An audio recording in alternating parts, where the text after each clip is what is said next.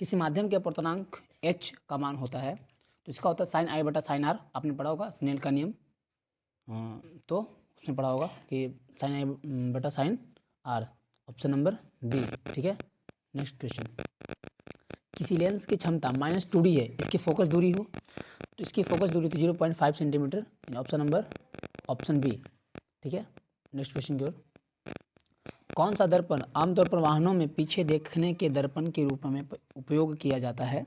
तो उसका होता है अवतल दर्पण, ठीक है। तो क्वेश्चन नंबर 3 का जो आंसर है अवतल दर्पण है, इसका आंसर अवतल दर्पण, ठीक है।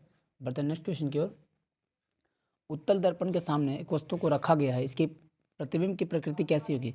तो वैसे इसकी काल्पनिक होती है। यहाँ पे आंसर गलत है, तो यहाँ पे आप लोग काल्पनिक लगाना, ठीक है। Option A. बढ़ते हैं नेक्स्ट क्वेश्चन की ओर, किसी उत्तल लेंस की फोकस दूरी हमेशा होती है।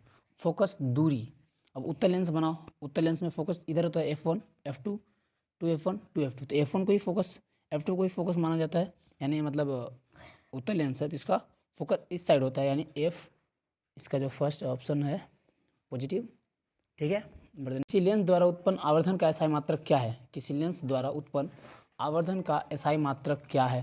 तो आवर्धन होता है -v/u, और उसके जो डायमेंशन होते हैं नहीं होता उसका डायमेंशन लेस होता है, यानी मात्रक विहीन। तो option D is the correct answer, ठीक है। निम्न में से किस लेंस की फोकस दूरी धनात्मक होती है?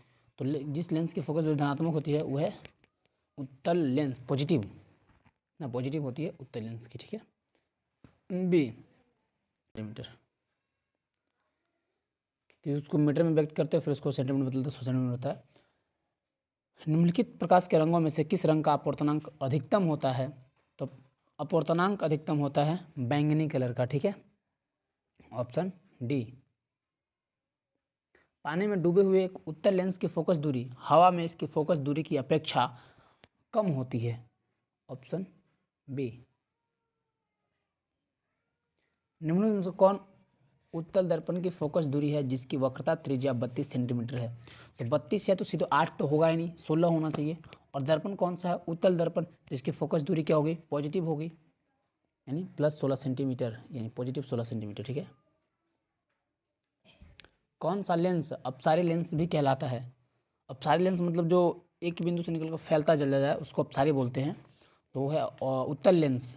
उत्तल लेंस का अगर डायग्राम बनाते हो तो सीधे आती है और फिर वहाँ से किरणें जो मतलब बाहर की ओर जब निकलती है तो फैल जाती हैं, ठीक है।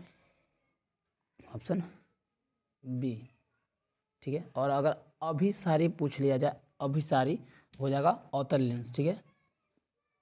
दंत विशेषज्ञ किस दर्पण का उपयोग मरीजों के दांतों का बड़ा प्रतिबिंब देखने के लिए करता है?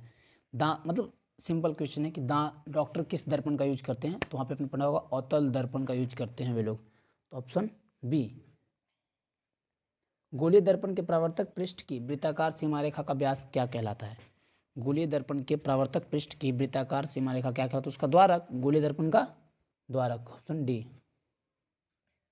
यदि किसी बिंब का प्रतिबिंब का आवर्धन ऋणात्मक है तो उस प्रतिबिंब की प्रकृति क्या होगी? वास्तविक और उल्टा, ठीक है। किसी शब्दकोश के छोटे अक्षरों को पढ़ने के लिए आप निम्नलिखित में कौन सा लेंस पसंद करेंगे? तो ऑप्शन नंबर जो है इसका बी, 5 सेंटीमीटर फोकस दूरी का एक उत्तल लेंस करेंगे, उसका यूज करेंगे हम लोग देखने के लिए। एक प्रयोग में अवतल दर्पण द्वारा किसी प्रतिबिंब का प्रतिबिंब पर्दे पर प्राप्त किया जाता है। दर्पण की फोकस दूरी को निर्धारित करने के लिए प्रयोगकर्ता को मापने की जरूरत होती है।